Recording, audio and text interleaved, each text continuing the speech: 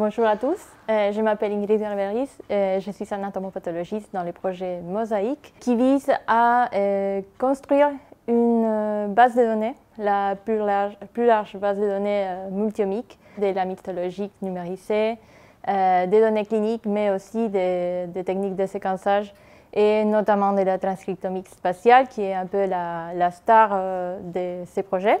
Pour arriver à mieux comprendre la biologie des cancers, comprendre les interactions entre les différents éléments biologiques, entre les cellules cancéreuses et les cellules normales présentes dans les tissus. On est ici aux archives du service d'anatomie pathologique à Gustave Roussy, où on peut trouver une énorme collection de lames histologiques qu'on garde ici depuis plus de 30 ans. Il s'agit de centaines de milliers de lames.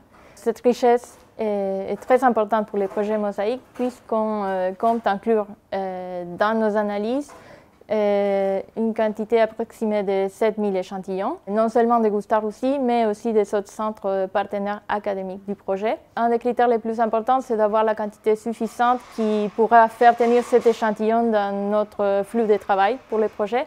Et après, il y a d'autres critères qui jouent aussi, comme la quantité de cellules tumorales présentes sur l'échantillon, et la quantité de surface couverte par l'échantillon dans notre machine pour faire la transcriptomique spatiale, et d'autres critères qu'on ajuste en fonction des questions scientifiques et de la maladie étudiée. Donc une fois les lames sélectionnées, on vient récupérer les blocs qui correspondent aux lames d'intérêt et on va emmener tout ça à Biopark pour continuer avec la manip. Donc, on se retrouve ici à Villejuif Biopark, à 2 pas de Gustave Roussy, et dans une pépinière d'entreprise de la santé et de la biotechnologie où on a monté l'année dernière, en 2023, et les laboratoires du projet Mosaïque. Donc, voici les blocs qu'on va analyser dans notre laboratoire.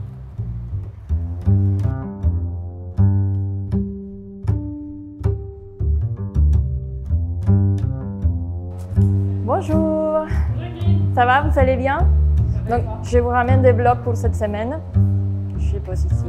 Et donc, on est ici avec Elina Varayan, qui est ingénieure d'études, et Karine Ferreira, qui est technicienne, et toutes les deux qui ont été embauchées pour le projet Mosaïque et qui travaillent à 100% ici dans les laboratoires. Donc, la technologie des transcriptomiques spatiales requiert un protocole technique assez spécial. Donc, pour pouvoir faire les coupes tissulaires que Karine est en train d'étirer dans les bains-maries, il faut qu'on sélectionne des régions d'intérêt qui seront importantes pour les différentes questions scientifiques. Et pour ce faire, il faut tenir compte des régions dans les lames histologiques qu'on regarde au préalable pour choisir justement cette zone. Du coup, j'ai ma lame témoin avec la lame de transcriptomique spatiale que je vais superposer. Comme ça, je sais où placer mon échantillon.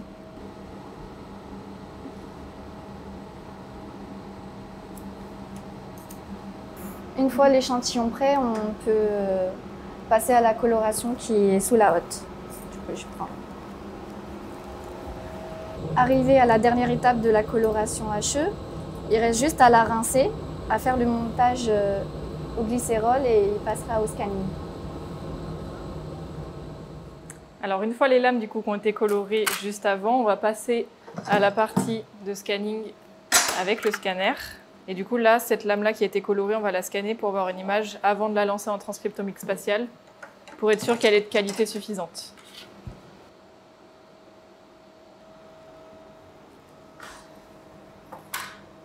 Une fois qu'on a du coup sorti notre lame et que le scan est OK, on va passer au montage dans la cassette pour préparer notre lame plus tard pour la passer pour la transcriptomique spatiale. Et le joint qu'on vient placer juste ici se met sur la région d'intérêt qui a été ciblée par la pathologie juste avant. La manip qu'on développe ici au laboratoire Mosaïque se tient sur 2 jours. Donc il y a toute une première journée où on fait la préparation du matériel qu'on va ensuite analyser.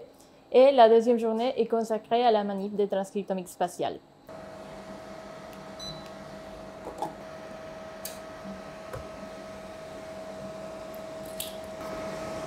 Alors Laura, on vient ensuite placer du coup notre lame ici. Et la zone d'intérêt qui a été ciblée par la pathologiste, on va venir la cibler avec les témoins noirs qui sont juste ici pour vraiment être sur notre zone d'intérêt. Et après on ferme.